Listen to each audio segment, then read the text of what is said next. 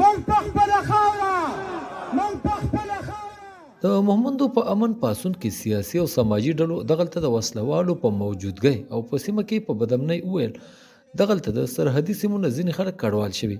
د پاڅون ګډونوالو په سیمه کې د امنیت ترڅنګ په وسایلو هم خبرې وکړې.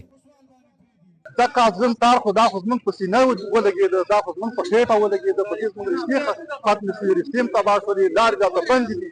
نو زه پرې نشم تللی او طالب چې راتلې چې باډر ولګېده او بار ولګېده او په موږ د مړی ژوندۍ او رښتې کټ کړې او سره د هغې بیا طالبان راځي. نو دا خو د اسمان نه راځي، دا خو په جاز کې نه راځي، دا د افغانستان نه راغلي دي. موږ ته کورونه معلوم دي چې دا غازیان راغله او دلته راواوښتل. نو په کومه لار راواوښتل؟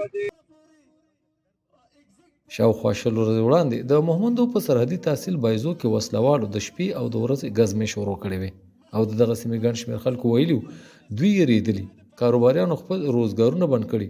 دوی غوښتلي هم وو چې دغه ضلع کې باید د وسلوالو ضد ګامونه واخیستل شي. کاروبارونه بند شو، بتي شروع دي او اپریشن په نوم باندې هم یو ډرامه روانه ده.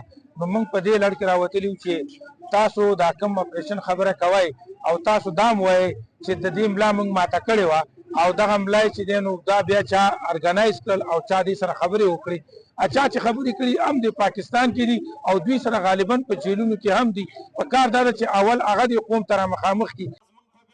په میامنډۍ کې دغه غونډې له د هرې سیاسي ډلې د پښتون ژغورنې غورځنګ د کاروباریانو د اتحادیې مشران او ځینې حکومتي غړي هم ورغلي وو. دوی ټولو د امنیت د برقرار ساتلو غوښتنه کوله.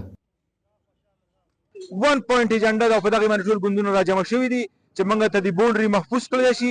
زموږ چې څومره دلته په پاټا کې څومره قبایل څومره پښتانه پراته دي هغوی ته د ژوند ورکړلی شي، هغوی ته د امن ورکړلی شي او هغې کې د اوسه پورې چې څومره زموږ د قبایلو ګیله ده هغه صرف او صرف زموږ د سکیورټي ادارو نه ده او هغوی نه زموږ دا مطالبه ده چې موږ ته د امن راشي. د ولسي پاڅون په غوښتنو خو حکومتي ادارو لا څه نه دي ویلي. البته د دسمبر په 21مه د پیښور ډیویژن کمشنر ریاض محسود د مومندو جرګې سره خبرو کې ویلي دوی به په مومندو کې د وسلوالو ضد عملیات خامخا کوي. شاهنواز ترکزی، مشال ریډیو، مومند.